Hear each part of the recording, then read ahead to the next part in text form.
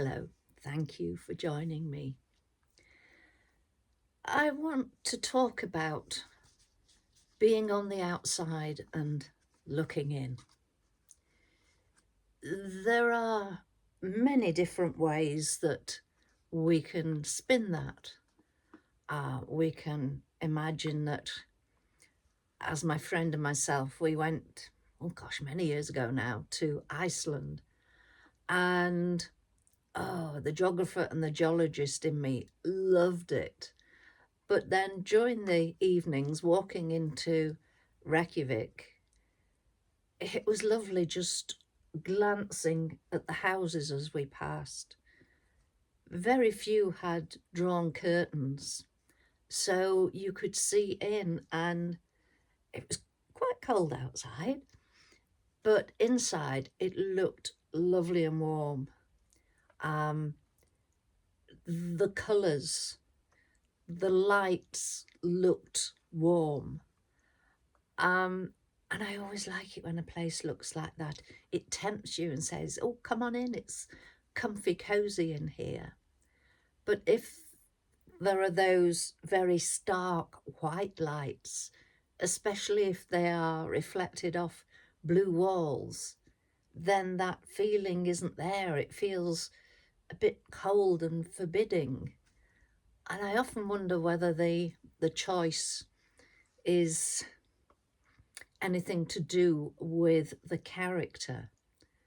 Not the specific choice, I'll choose this because I'm warm, but the fact that you do choose that and you are warm, or vice versa. I'm sure that's not the case, but it's one of my many wonderings. But as well as looking in, being on the outside and looking in of a building, what about a person? If you're on the outside of a person looking in at them, not easy. We can look at the eyes tell us a lot. We can look at the facial features. We can look at the body language. Is it open and welcoming, like those windows in Iceland? Or is it shut down and, keep away from me, don't bother me? Those messages, they can shout out at you. But they do say the eyes are the window of the souls, but you've got to take on board all of the rest of the features and ask yourself, what's this person doing? Why are they doing it, and who are they doing it for? And that last one is often the most difficult, because the assumption might be that, well, they're doing it for themselves. Of course they are. But you don't know. There might be some controlling going on. Somebody saying, right, come on, you need to do this. Get on with that. No, I don't like that, so we're not doing that. It might be acceptable to some people in a relationship, but there might be little giveaways if it's somebody looking into the relationship, or somebody looking in from the outside to that one person. And why are they doing it? Why do we do a lot of things? Often because we've just basically got to. They are the survival things, the eating, so the preparation of food, the keeping warm, keeping cool, the occupation, not the work, but the occupation in the home, first of all, keeping the home comfortable, but also occupying your mind in a relaxing way. And for many, that doesn't come across, because they very much keep it to themselves, and it's personal, so they don't want people to know. So, how about you? Are you open about what you do for relaxation? What do you do in your home? And what do you think people would think about you? Looking into your home with you there. I mean, looking where I am at present, they'd think, oh, what a scruffy madam. There's a pile of stuff in that room there waiting to be sorted. There's cat fur on the floor waiting to be vacuumed. Do you know, they will be done as and when. And I know that people don't come to this part of the house. So if it's acceptable to myself, it's usually acceptable to Mishka, so he's all right. But the public viewing areas, I'm usually neater and tidier in those areas because that is representing me. So am I putting on a false front there? Probably. But then we all do things like that so that when somebody's looking in, either physically to the house or to you as a person, they could be judging you. And nobody likes to be negatively judged. We're fine usually if we're responding to praise. Oh gosh, like that picture on your wall.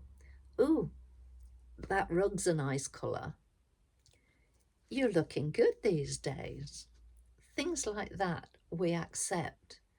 But if somebody is going in for negative comments, oh, where did you get that rug from? Not actually saying, ugh, it's yucky, don't like it, but by their intonation, by the look on their face, it's obvious that they are judging your choice there. But it's your home.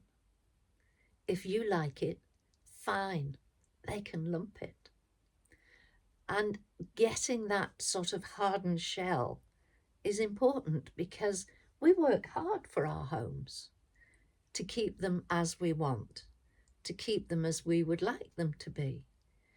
And there are times I know that things have built up on me. That's why there's the pile of stuff through that door waiting to be sorted.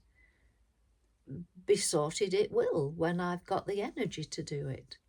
So people that know me accept that. But what do we accept of ourselves? What are we happy to let people see about ourselves? What do we hide? Do we have a mask that we hide behind? Some people wear a mask for most of the time and only take it off when they get home and they're away from everybody. But most of us wear it in particular situations. So have a think. If you were on the outside of your home, looking in as a stranger, what would you think about where you choose to be hopefully relaxed and comfortable, but also how you are in that setting and what makes that setting right for you to be like that? And what are you doing that's making you feel like that? Feel, because for many of us, our home is our refuge, our safe place. And when it isn't, that's when life becomes even more difficult, that you haven't got a bolt hole unless you've got somewhere else away from the home.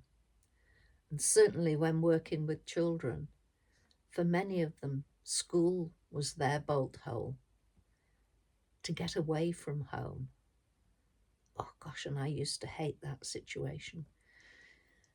I always had to do things about it, and I did, but not being able to feel comfortable in the place where you are, in theory, supposed to be comfortable, that goes against the grain.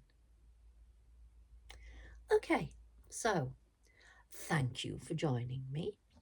Take care and enjoy kicking off your shoes, putting on your slippers, putting your feet up, letting it all go in your home. And if not, find somewhere that you can do that. You need a bolt hole. Take care. Thank you for joining me.